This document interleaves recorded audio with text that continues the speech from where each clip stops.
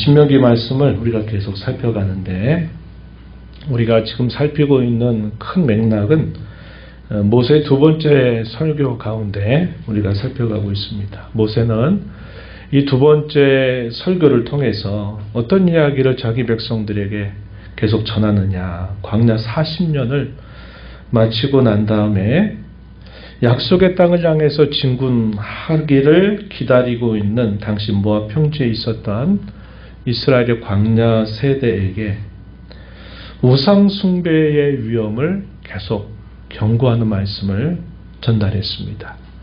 그리고 우리가 지난번 7장을 통해서 확인한 것처럼 광야 40년에 그들로 하여금 줄이게 하시고 먹지 못하게 하시고 그들을 상황적으로 낮추신 것을 통해서 그들로 하여금 가난한 부유하지 못한 삶에 대한 훈련, 그리고 또 더 나아가서는 그들이 이제 약속 땅에 들어갔을 때 그 땅이 얼마나 훌륭하고 얼마나 좋은 땅인가를 알려주면서 그 땅에서는 많은 것들을 누리고 얻게 될 것이다 하는 사실들을 또 이야기하면서 부유하게 될 때 역시 또 조심해야 된다 하는 사실들을 강조했습니다.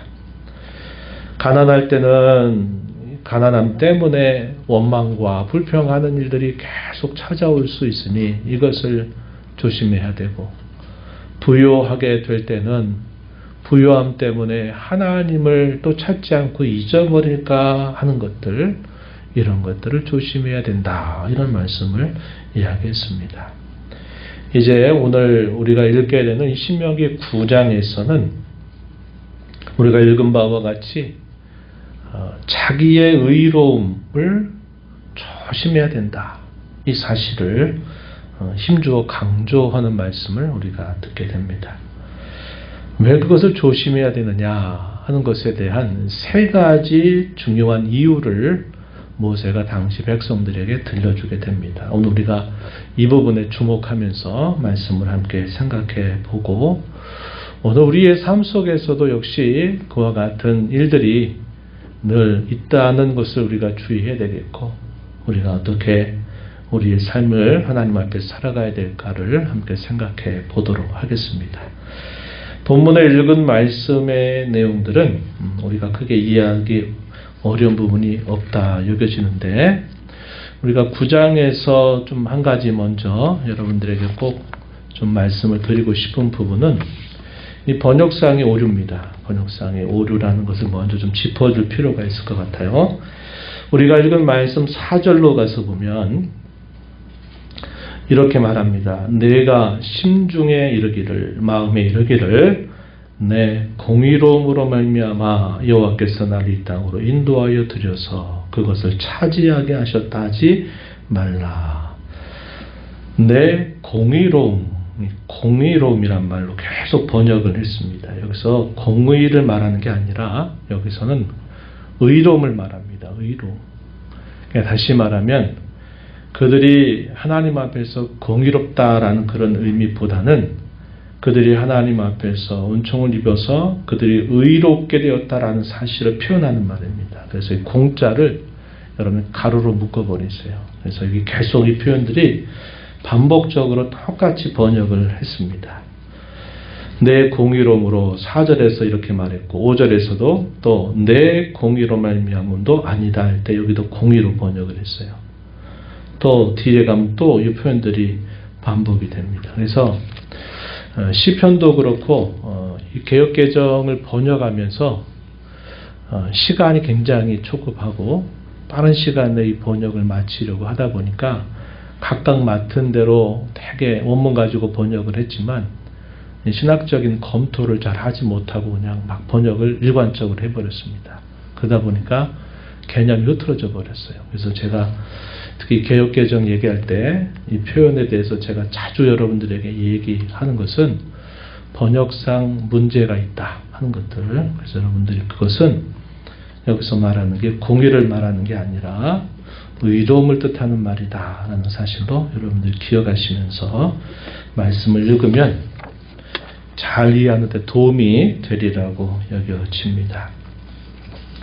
오늘 말씀을 오늘 우리가 나누는 교훈들을 중심으로 해서 거꾸로 한번 살펴보도록 할게요. 지난번처럼 그렇게 하겠습니다.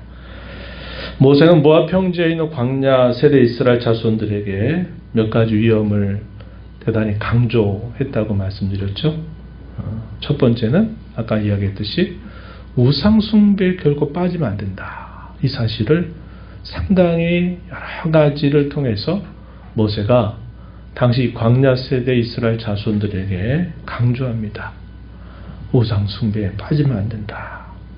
애굽에서 오랜 세월 동안 살면서 거의 문화와 풍습과 풍속처럼 굳어져 있었던 그런 애굽의 종교의 영향, 종교와 뗄 수 없는 그때의 삶의 풍습들을 조심해야 된다. 그리고 너희가 장차 들어가게 될 가나안 땅, 이 가나안의 종교와 가나안의 문화에 있어서도 역시 너희들이 그것을 조심해야 된다. 우상 숭배에 빠져서 안 된다. 이것을 대단히 강조하면서 경계할 것을 가르쳤습니다. 두 번째 우리가 살펴본 것은 이 광야 생활과 정착 생활에 있어서의 차이. 어떤 것이라 그랬죠? 광야 생활은 꼭 필요한 것들만 하나님이 일용할 양식으로 주셨던 때다. 그러다 보니까 옛날 생활과 비교하다 보면 만족스러운 게 없는 겁니다. 먹을 것도 배부르게 못 먹고, 먹고 싶은 것도 못 먹고, 하고 싶은 것도 나름대로 할 수 없어요. 그죠? 일사불란하게 함께 움직였다가 또 함께 또 그곳에 텐트를 치고 거주했다가 또 구름이 뜨면 또 움직였다가, 그러니까 자유롭게 뭔가 할 수 있는 삶을 살지 못하는 엄격한 제한된 삶에 대한 훈련을 하게 됐죠. 그들이 이제 약속의 땅에 들어가게 되면 그에 비해선 정말 자유로운 삶을 그들이 살게 될 때 역시 그것도 위험할 수 있다 하는 사실을 이야기했습니다. 세 번째, 오늘 본문 속에서 모세가 강조하는 이야기는 자기의 혹은 공로 사상에 대한 위험을 대단히 경계하고 있다는 것은 사실입니다. 당시 이 고대 세계에 있어서 나라 사이 전쟁이 벌어져서 그 전쟁에서 승리를 한다라는 의미는 특별한 의미를 가집니다. 첫 번째, 그들의 종교에 있어서 어떤 생각을 갖느냐. 우리가 섬기는 신이 너희가 섬기는 신보다 더 강력하다. 더 힘이 세다. 더 참된 신이다. 라는 사실을 가늠하는 것으로 이 고대 전쟁을 생각했다고 하는 것입니다. 이게 첫 번째. 또 하나는 자신들이 섬기는 신의 이름으로 전쟁에 나갔는데 자신들이 섬기는 신이 자신들에게 승리를 가져다 주었다 할 때는 어떤 생각을 하냐면, 우리가 충분히 승진할 만하게 우리의 신이 우리를 봤다. 그렇기 때문에 우리가 섬기는 신이 우리에게 이 승리를 안겨다 준 것이다. 만약에 우리가 섬기는 신이 볼 때 우리가 그 승리를 얻을 만한 어떤 자격이나 자질이 갖춰져 있지 않다면 우리는 못 이겼을 것이다. 그러나 우리가 승리했다는 것은 우리의 신이 보기에 우리는 승리할 만한 자격을 충분히 갖추고 있다. 그렇기 때문에 우리가 이 전쟁에서 승리한 것이다. 이렇게 사람들이 생각을 한 겁니다. 이해가 되시죠? 이 두 가지 면들이 있다는 겁니다. 그렇다면 이러한 생각을 통해서 보면 이스라엘 백성들에게 하나님 뭐라고 약속하시냐면, 하나님께서 너희가 이 가나안 땅에 있는 모든 백성들, 그들은 안악 자손들이고 키골이 장대하고 육체적으로 봤을 때 그들을 이겨내기가 어렵지만 그들을 다 내가 쫓아내도록 해주겠다 해서 너희가 그 땅을 차지하게 될 거라는 겁니다. 그럼 이스라엘 백성들이 어떤 생각을 하기 쉽느냐? 이런 생각하는 거죠. 우리는 이 승리를 얻을 만한 자격을 갖추고 있다. 우리는 이 승리를 충분히 만끽할 만하게 하나님이 우리를 보신 것이다 라고 이렇게 생각을 하게 된다는 겁니다. 그럼 어떤 마음이 올라올까요? 우리는 승리할 만했어. 우리 하나님이 우리에게 승리할 만하기 때문에 우리가 이 강대한 족속들을 다 물리치고 이 땅을 차지하게 된 거야. 이런 생각이 든 겁니다. 들 수 있다는 거예요. 그래서 모세가 하는 말이 너희가 그런 승리할 자격을 뭐라고 표현하냐면 너희의 의로움이다. 이렇게 표현한 겁니다. 우리가 의롭고 우리가 저들보다 더 의롭고 우리가 이러한 승리를 충분히 얻을 만한 그런 자질이 되었기 때문에 하나님이 우리에게 이런 승리를 누리게 하신 것이다. 이런 생각이 그들 마음속에 들어가게 되면 그들이 어떤 생각에 빠지느냐. 우리의 의로움을 통해서 결국 우리가 이 땅에 이 가나안의 강대한 백성들을 쫓아내고 우리가 이 땅을 차지해서 우리의 것이 되게 한 것이다. 이렇게 생각을 하게 된다는 겁니다. 그렇기 때문에 모세는 이런 마음이 너희가 추워라도 훗날에 이런 생각을 하게 된다면 이것이 너희가 그 땅에서 번영하고 잘 되는 것보다 결국은 너희가 그 땅에서 또다시 어려움을 겪고 그 땅에서 쫓겨나게 될 일이 있을 것이다. 그러니까 이것들을 조심해야 된다라고 또 그들에게 경계를 하는 겁니다. 우리가 지금까지 몇 가지를 살피게 되는 거죠? 3가지. 뭐였어요? 우상 숭배 위협. 2번째, 가난함과 부유함을 통해서 얻게 되는 위협. 3번째, 뭐라고요? 우리가 정당하다. 우리가 의롭다. 우리가 이런 승리를 누릴 만하다. 그래서 교만하게 되는 일이 생길 수 있다는 겁니다. 이것들을 미리 모세가 이 모압 평지에 있는 이스라엘 자손들에게 그것을 상기시켜주고 미리 예방주사를 놓으면서 이거 조심해야 된다 하는 사실을 강조하고 있는 겁니다. 왜 그들이 그 승리를 얻을 만하다라고 자만하거나 아니면 자신들이 의롭고 어떤 그런 승리를 얻을 만한 자질이 있다고 생각해서는 안 되는가? 3가지 이유를 본문 속에서 우리가 찾아볼 수 있어요. 첫 번째는 뭐냐? 너희가 가나안 족속들을 이기게 되는 것은 하나님께서 가나안 족속들의 죄악이 너무나 관영하고 그 죄가 너무나 한도를 넘어섰기 때문에 하나님이 가나안 족속들의 죄를 심판하신 것이다. 이런 줄 알아야 된다. 이 사실을 강조하고 있는 겁니다. 자, 본문으로 한번 들어가서 한번 살펴보겠습니다. 4절 끝부분에 보시죠. 4절 하반절에 보면은 너희가 마음으로 이렇게 생각할 거다. 우리가 좀 전에 읽어봤죠. 우리가 이런 승리를 얻을 만한 의로움이 있기 때문에 여호와께서 이 땅을 차지하게 하셨다라고 너희 마음에 그런 생각을 할 것이다. 그러나 그 다음 구절 보세요. 이 민족들이 악함으로 말미암아 여호와께서 그들을 내 앞에서 쫓아내심이니라. 이렇게 말합니다. 뭐라고 말씀하세요? 첫 번째 이유가 뭐라 그랬습니까? 너희의 의로움이 그들을 이겨내게 한 것이 아니라 가나안 이 족속들의 죄가 하나님의 진노를 너무나 샀기 때문에 하나님이 너희를 통해서 그들을 심판한 것이다. 이렇게 말하는 겁니다. 2번째는 뭐냐면 하나님께서 너희의 조상들에게 하신 약속을 하나님이 이루어 주신 일이다 라고 대답하셨습니다. 우리가 읽은 말씀으로 한번 가서 보시면 5절 하반절입니다. 5절 하반절 여호와께서 이같이 하심은 내 조상 아브라함과 이삭과 야곱에게 하신 맹세를 이루려 하심이니라. 이렇게 말합니다. 2번째 이유입니다.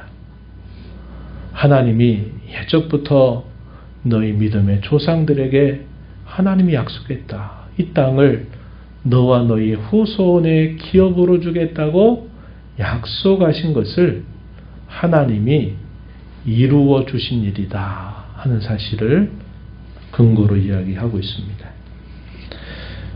세 번째 마지막은 뭐라고 말하냐면 너희는 의로운 사람들이 아니라 너희는 완고한 거역하는 백성이다 라고 분명히 말씀하고 있는 내용입니다. 본문으로 한번 가서 또 확인해 볼까요? 본문으로 가서 보시면 6절 끝부분에 이렇게 말합니다. 너는 목이 곧은 백성이니라 이렇게 표현했습니다. 또 7절 하반절에서도 애굽 땅에서 나오던 날부터 이곳에 이르기까지 늘 여호와를 거역하였다 이렇게 말합니다. 24절 우리가 다음번에 살펴보게 될 텐데요. 24절로 한번 또 가서 보시면은 이렇게 또 말씀해 주셨어요. 내가 너희를 알던 날부터 너희가 항상 여호와를 거역하여 왔느니라 이렇게 표현했습니다. 이런 표현들 12절에서도 끝부분에 보면 또 이런 말씀을 하시죠. 내가 그들에게 명령한 도를 어떻게 떠나? 속히 떠나 자기를 위하여 우상을 부어 만들었다. 16절에서도 끝부분에 보니까 여호와께서 명령하신 도를 빨리 떠났기로 이렇게 말했습니다. 이 표현을 바울 사도가 갈라디아서 1장에서 이 표현을 인용을 해가지고 뭐라고 말하냐면 내가 너희에게 전한 복음에서 거짓 교사들이 들어와서 다른 복음을 전하는데 왜 그렇게 속히 떠났냐? 왜 다른 복음을 그렇게 따르고 있냐? 바울 사도가 안타까운 마음으로 그들에게 하는 표현에서 속히 떠났다라고 하는 이 표현이 바로 이 구약에 여기서 표현되고 있는 이 말을 가져와서 갈대아 교회를 향해서 성도들에게 왜 내가 너희에게 전한 이 올바른 복음에 견고하게 서 있지 못하고 거짓 교사들이 와서 현혹하고 미혹하는 그 말에 휘둘려서 왜 바른 복음에서 너희가 떠나서 다른 복음을 지금 따르고 있느냐? 바울 사도가 말하고 있는 부분이 있어요.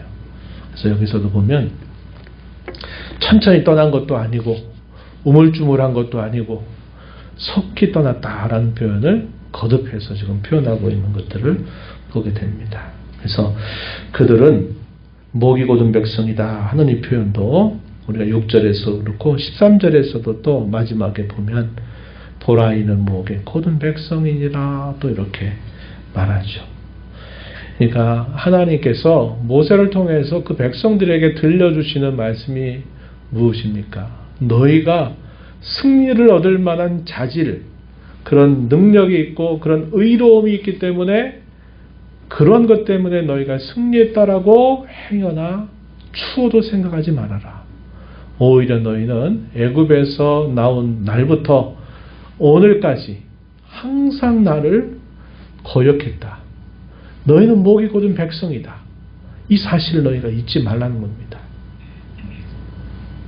바로 이러한 세 가지의 근거를 모세를 통해서 백성들에게 들려주면서 훗날에라도 행여나 너희가 잘나서 너희가 잘해서 마치 이 땅을 차지할 만한 자격이 있어가지고 그런 줄 생각하지 말아라 하는 사실을 강조하고 있다는 겁니다. 그래서 하나님께서 당시 가나안 족속들을 향해서는 그들의 죄가 너무나 관영하니까 이스라엘 자손들을 통해서 그들을 심판하신 것이고 또 그들이 그 땅을 차지한 것은 자신들이 의로움 때문에가 아니라 하나님이 조상들에게 하신 말씀을 하나님이 신실하게 이루신 일이다. 그리고 너희는 실상 의로운 자들이 아니라 완악한 자들이다. 목이 곧은 백성이다 하는 사실을 이야기하고 있다 하는 것입니다. 우리가 살아가는 삶 속에서도요, 끊임없는 이러한 유혹들이 우리의 신앙으로 찾아옵니다. 찾아와요. 이게 그 옛날 약속의 땅을 향해서 진군해 가는 이스라엘 자손들에게만 해당되는 일이 아니라 오늘 우리의 신앙생활에 있어서도 이런 것이 얼마나 뿌리 깊게 우리에게 들어와 있는지를 우리가 늘 조심해야 합니다. 가장 대표적인 일례가 어떤 때일까요? 예수님께서 이 땅에 탄생하셔서 계속 천국 복음을 전파하고 가르치실 때마다 예수님을 향하여 가장 반기던 사람들이 누굽니까? 당시 종교 지도자들이죠. 서기관들, 바리새인들, 또 대제사장들. 이런 사람들이 계속 예수님이 하는 일거수일투족을 다 살펴보면서 어떻게든지 책잡으려고 한 겁니다. 왜 그럴까요? 예수님만 없으면 자기들 세상인데 이 예수라고 하는 사람이 등장하더니 계속 우리를 책망하고 우리를 잘못됐다고 이야기하고 심판이 닥칠 것이다 라고 말하니 그런 말을 듣고 싶지가 않은 겁니다.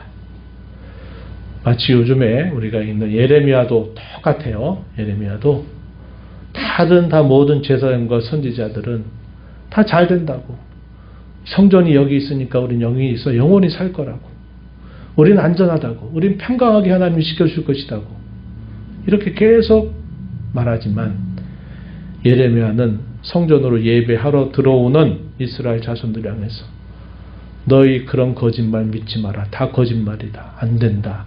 다 그거 헛된 거짓말이고 헛된 확신이다 라고 계속 책망하니까 가장 싫어하는 사람이 누굴까요?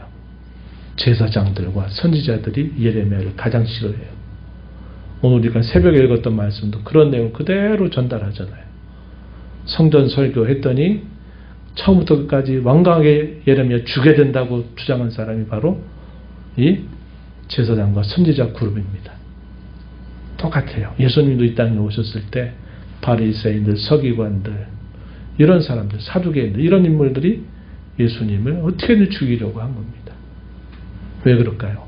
예수님이 그들이 마음속에 있는 것들을 사람들에게 다 드러내시잖아요. 사람들이 많이 가는 길모퉁이 시장에 저 사람들이 옷을 입고 손을 들고 기도하기를 좋아한다. 그 목적은 저 사람은 경건한 사람이야. 역시 우리하고는 달라. 그래서 사람들에게 칭찬받으려고 자기 상을 받으려고 하는 것이다. 이렇게 예수님이 책망하시죠. 일단 뭐라고 말합니까? 위선자들이다. 외식하는 자들이다. 이렇게 예수님이 책망하시거든요. 우리도 이런 부분들이 우리 신앙에 이렇게 하나씩 들어오게 되면 그때부터는 하나님의 은혜의 교리는 사라지고 우리의 행동 여하에 따라서 모든 것들이 다 결정되는 것처럼 우리가 생각을 하고 다른 사람에게 이런 것들을 더 씌우게 되면 우리의 신앙이 굉장히 잘못된 방향으로 나아가게 됩니다.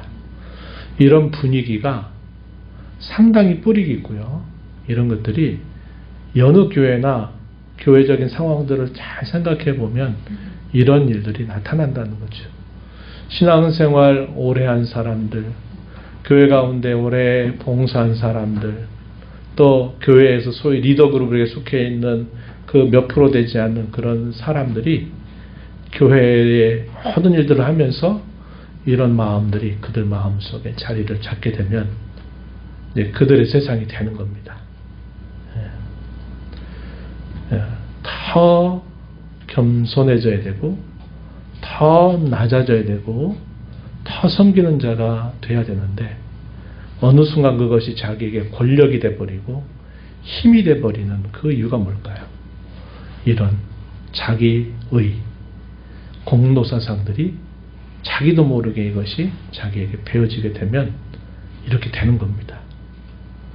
그래서 종교 지도자들이 얼마나 그들이 노력을 많이 했겠습니까? 어릴 때부터 율법을 암송하고 율법 따라 살려고 그렇게 많이 훈련하고 절제하고 하는 오랜 시간들을 살아와서 그들이 마침내 바리새인이 되고 사두개인이 되고 서기관이 되고 이렇게 됐다는 것은 그 오랜 시간에 얼마나 많은 노력들이 그들에게 필요했는가를 우리가 간과할 수 없어요. 그런데 그 자리에 딱 서게 된 순간부터 그들은 우린 너희하고 달라. 너희하고 우리를 비교하려고 하지 마. 우리는 근본부터 너희하고 달라. 이런 식의 생각을 가지고 교만해지고 자기는 정말 의로운 사람인 줄 생각하고 자기 같지 않은 사람은 다 죄인처럼 이렇게 생각하는 일들이 계속 퍼져가게 된 거죠. 회복이 되지 못할 정도까지 그 상태가 깊어진 겁니다. 일반 백성들은 거룩하신 분들, 경건하신 분들 그렇게 보이는 거고 자기들은 또 그런 자리에 이르기 위해서 그렇게 많이 애를 쓰고 노력을 해서 그 자리를 차지했기 때문에 자신들은 인정받아도 된다. 인정 안 해주면 그 인정 못 받는 것 때문에 괜히 마음에 화가 나고 분이 나고 하는 일들이 생겨나거든요. 그러니까 그들의 잘못에 대해서 스스로 자신들이 하나님 말씀을 통해서 이건 아니지 해서 이렇게 성찰하면서 돌이킬 수 있으면 좋은데 그런 사람은 거의 없었어요. 완전히 없었던 건 아니죠. 우리가 예수님 당시에 보면 바리새인 중에서도 겸손한 사람이 있었고 예수님을 만나면서 신실한 사람이 된 사람들이 분명히 있습니다. 그러나 대다수의 사람들은 자기 스스로를 하나님 말씀 앞에 비춰보아서 성찰해서 회복할 상태를 이미 벗어나 버린 겁니다. 마치 건너서는 안 될 강을 건너버린 사람들이 되니까 예수님이 그들을 다 그렇게 책망하시면서 돌이킬 것을 촉구하셨던 것이죠. 이것은 그만큼 우리 사람의 본성에 가장 잘 들어맞는 사고고 그런 생각이에요. 그렇기 때문에 누가 안 가르쳐도 우리 마음속 이런 것들이 어느 순간 우리의 것이 되어버리도록 찾아오게 된다는 겁니다. 그래서 우리가 신앙생활하면서 계속 조심해야 되는 거예요. 마치 모세가 이스라엘 백성들에게 우상 숭배 조심해야 된다. 가난할 때 조심하고 부유할 때 조심해야 된다. 그리고 내가 마치 의로워서 다른 사람보다 내가 잘나서 그럴 만한 자격이 있어서 내가 그렇게 된 줄 교만하고 그래서 안 된다고 하는 그 모세의 간절한 설교의 메시지는 오늘 우리에게도 동일하게 적용되는 말씀이다 하는 겁니다. 그렇다면 우리가 어떻게 해야 될까요? 자기의 의를 거절하고 복음의 은혜에 집중하고 복음의 주인공 되신 예수 그리스도를 높이는 일에 우리가 힘을 쏟아야 됩니다. 그렇게 해야 된다는 거예요. 성경 몇 구절을 좀 한번 찾아보면 좋겠는데 제가 한번 먼저 소개를 좀 드리고 싶은 것은 우리가 예레미야서를 읽으니까 예레미야서 23장 5절과 6절에 보면은 이런 말씀을 한 게 있습니다. 예레미야서 23장 5절 6절 한번 찾아보셔도 되고 제가 천천히 읽어드릴게요. 여호와의 말씀이니라 보라 때가 이르리니 내가 다윗에게 한 의로운 가지를 일으킬 것이라. 그가 왕이 되어 지혜롭게 다스리며 세상에서 정의와 공의를 행할 것이며 그의 날에 유다는 구원을 받겠고 이스라엘은 평안히 살 것이며 그의 이름은 여호와 우리의 공이라. 이렇게 또 번역이 또 틀렸어요. 우리의 의라 일컬음을 받으리라. 무슨 얘기입니까? 하나님께서 장차 메시아를 보내실 것이다. 그 메시아를 통해서 그가 하시는 일을 통해서 자기 백성들이 구원받고 평안을 누리게 될 것이고 바로 그의 이름이 우리의 의로움이라 혹은 의라 일컬음을 받게 될 것이다. 이렇게 예언한 말씀이죠. 고린도전서 1장 30절 31절 제가 이 구절은 좋아하기도 하지만 중요한 구절이라고 누차 말씀드리죠. 한번 누구 찾으신 분 크게 한번 읽어주셔도 좋겠습니다. 고린도서 1장 30절 31절 아주 중요한 절. 그리스도 예수 안에 있고 예수는 하나님으로부터 나와서 우리에게 지혜와 의로움과 거룩함과 구원함이 되셨으니 기록된 바 사랑하는 자는 주 안에서 사랑하라 생각하게 하려 합니다. 아멘. 예수님이 하나님께서 보내주셔 우리에게 오셨다. 예수님은 우리에게 지혜가 되셨다. 이 표현은 그렇게 이해할 수 있는 표현이라고 제가 설명하죠. 지혜가 되셨는데 어떤 것이냐 구체적으로 설명하는 것이 의로움이 되신다. 거룩함이 되신다. 구원함이 되신다. 예수님이 나에게 의로움이 되시고 거룩함이 되시고 구원함이 되셨다. 그러므로 우리는 주 안에서 자랑하라. 이 말은 쉽게 말하면 주님을 자랑하라는 말입니다. 주님을 자랑해라. 우리의 자랑은 결코 우리 자신에 대한 자랑이 되어서는 안 되고 우리의 의로움과 거룩함과 구원함이 되신 예수 그리스도를 자랑하는 자가 되어라. 이렇게 가르쳐주는 말씀입니다. 또 한 곳만 더 보겠습니다. 갈라디아서 6장 12절부터 14절. 한번 이 구절은 우리 한번 다 찾아볼까요? 자, 천천히 해서 한번 찾아보겠습니다. 갈라디아서 6장 12절로부터 14절 말씀입니다.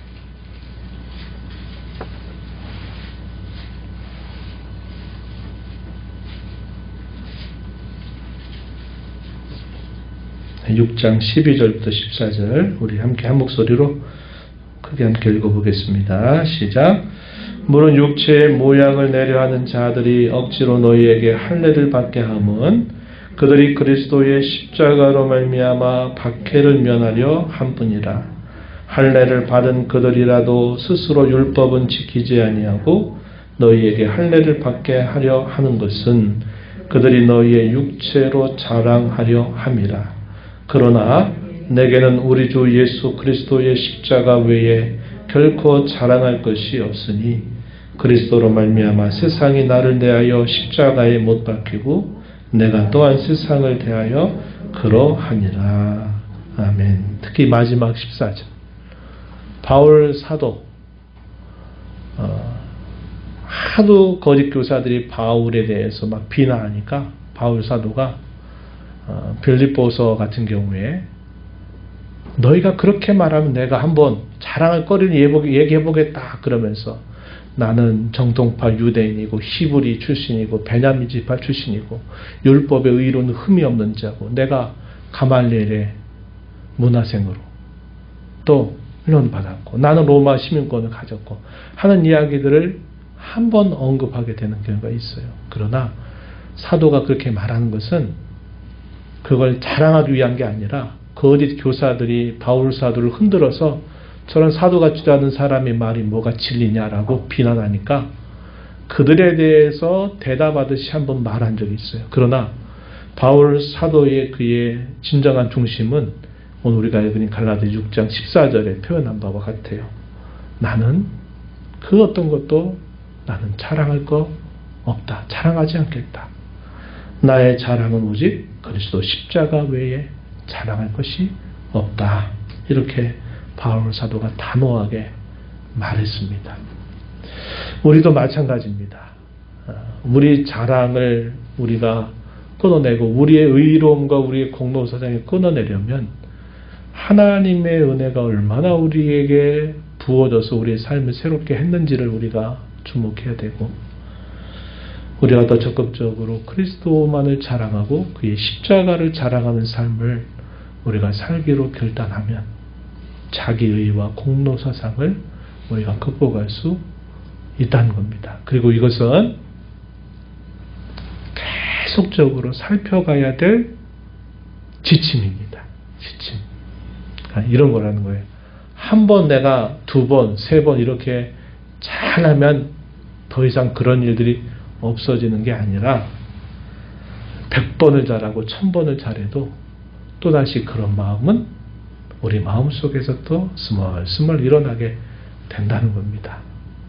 그래서 마치 잡초 같다. 제가 그런 비유를 가끔씩 드는 겁니다. 잡초. 뽑아내면 잡초가 더 이상 안 나면 좋은데 뽑아내면 조금 시간 또 지나면 또 거기에 잡초가 또 자라는데 시간이 더 지나면 이것저것 잡초가 또 자라서 정원을 망칩니다. 그러면 어떻게 됩니까? 잡초를 또 뽑아내야 돼요. 우리 마음속에 일어나는 이런 잡초 같은 것들이 모세가 당시 이스라엘 자손들에게 경계하는 것들하고 똑같아요. 우리 마음의 수많은 우상들 제거해라. 가난할 때 부유할 때 또 그것 때문에 또 하나님을 잊지 않도록 조심해야 되는 것. 또 우리 마음속에 뭔가 인정받고 싶어하는 심리, 내가 뭔가를 자랑하고 싶어하는 심리, 다른 사람보다 내가 더 잘하고 있다고 하는 것을 통해서 칭찬받고 싶어하는 그런 심리들을 우리가 항상 잡초처럼 생각하고 뽑아내지 않으면 안 된다 하는 것을 우리가 배우게 됩니다.